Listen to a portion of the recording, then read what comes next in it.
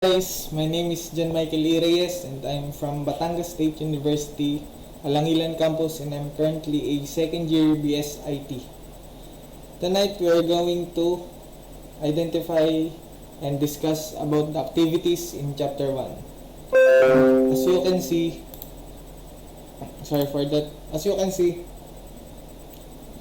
there are end devices, intermediary devices, and network media, and we should identify their function and their representation. And at first, let's go identify end devices. We all know that end devices are the devices that the end users use. So it would be the interface between the human and the network. Then intermediary devices. They are the one that gives us the connectivity, like router,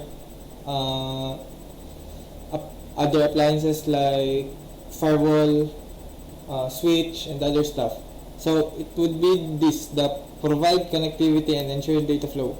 Then the network media. The network media are somewhat like the LAN, WAN, and other stuff like MAN, wireless.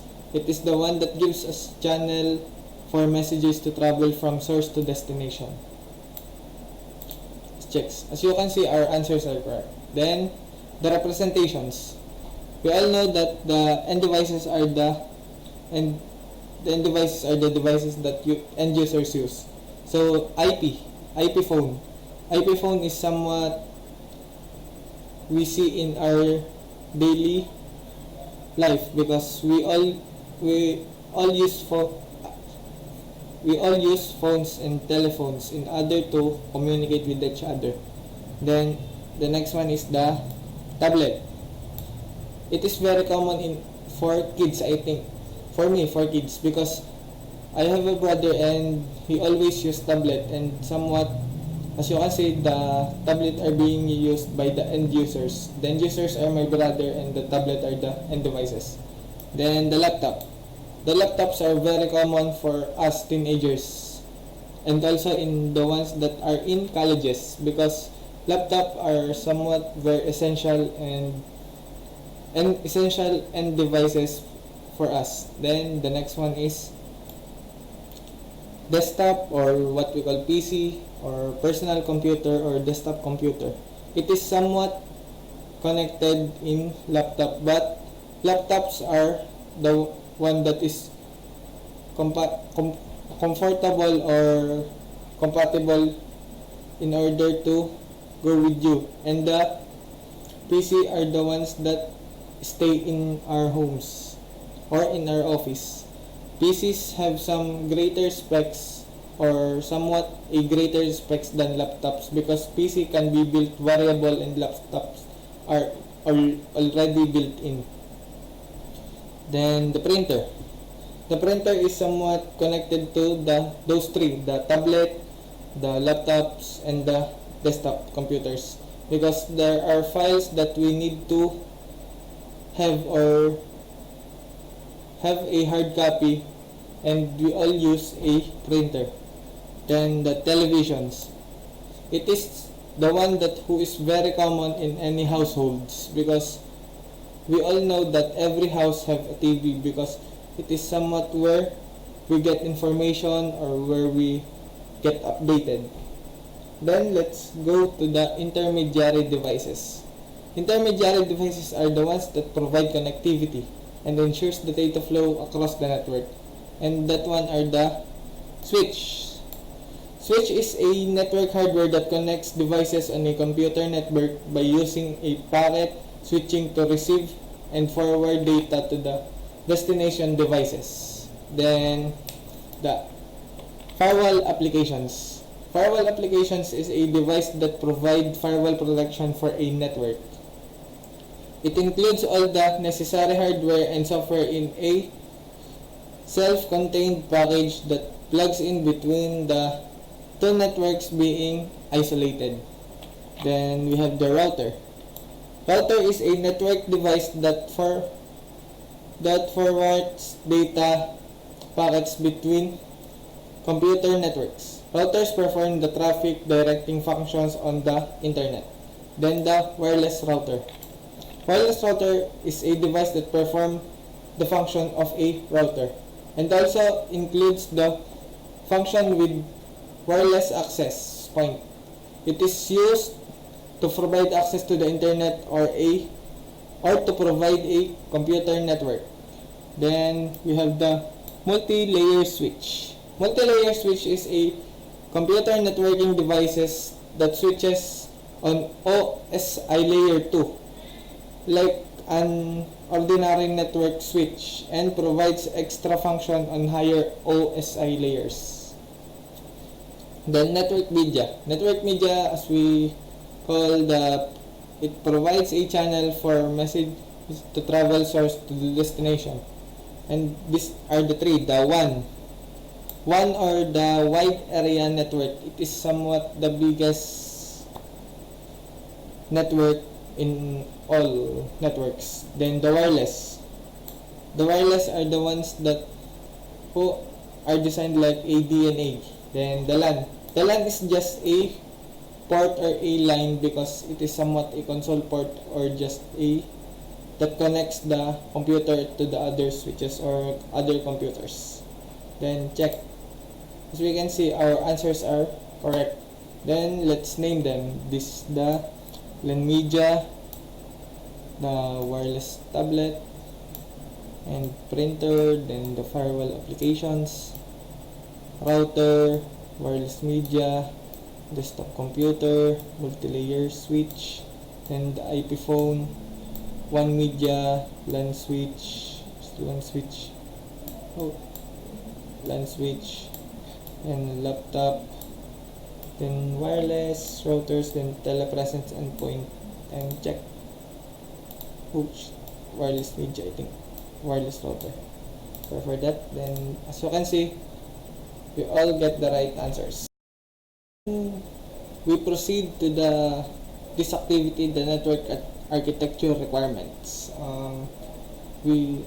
As we can see, there are the fault tolerance and scalability, quality of service, and the security. Fault tolerance are one that limits the impact of failure so that the fewest numbers of devices are affected. Then the scalability is somewhat, it expands quickly to support the new users and applications without impacting the performance of the service being delivered to the existing users. Then the quality of service is the increasing requirements of networks today, and it ensures that the priority are matched with the type of communication and its importance to the organizations. Then the security is somewhat protecting the information contained within the packets being transported or transmitted over the networks and also that are being stored in the networks. And the security have three major parts. The data should, or in a triangle, the data is in the middle of the triangle, and the three are the confidentiality, availability, and the integrity. Then let's answer this. Then network should always be available. As you can see, in this statement, it is already in fault tolerance because it limits the impact of failure and it will only affect the fewest of numbers. Then fault tolerance. Priorities queues are implemented when demands for network bandwidth and exceed supplies. We can already see the demands for network, which means it is a quality of service, because quality of service is somewhat the requirements of the networks, that today's networks. Then business or personal networks equipment must be protected. The support idea is the protected, so which means it is in security. Then developing a plan for priority queuing is a strategy for quality delivery of informations. As we can see, there is already a quality delivery, so which means it's a quality of service. Then business and personal data must be protected. Again, the word protected, which means it is a insecurity. Then networks can grow or expand with minimal impact on performance. And even though it is said that in minimal performance or minimal impact, it says that networks can grow or expand. So which means it is in scalability, because scalability expands quickly to support new users or applications. Then data can travel through more than one route. In that statement, or in that word one route, as we all know that it is fault tolerance, because fault tolerance is the limits, it is the one that limits the impact of failure. Common network standards allow hardware and software vendors to focus on product improvements and service. This one is somewhat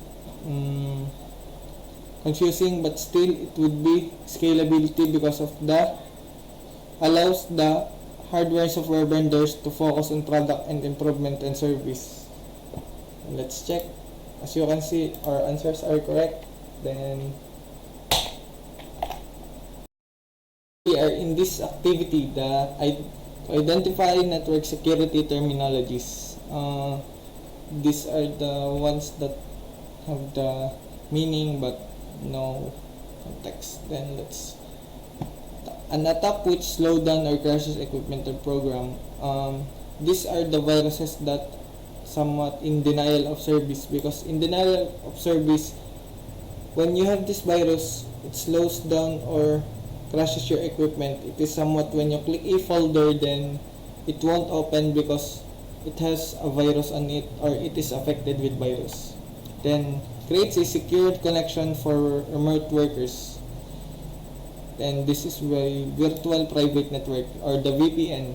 It is somewhat a very private network that is created by some companies in order to have a confidentiality or safe or secure connection for their workers. Then blocks unauthorized access to your networks or firewalls. It is the one that defends or have or protect your computers or laptops.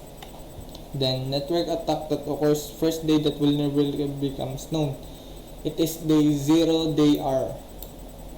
Then the last one, arbitrary codes running on users' devices, is the virus, worms, or Trojan horse. It is one that is very common virus for us all. And thank you. That's all.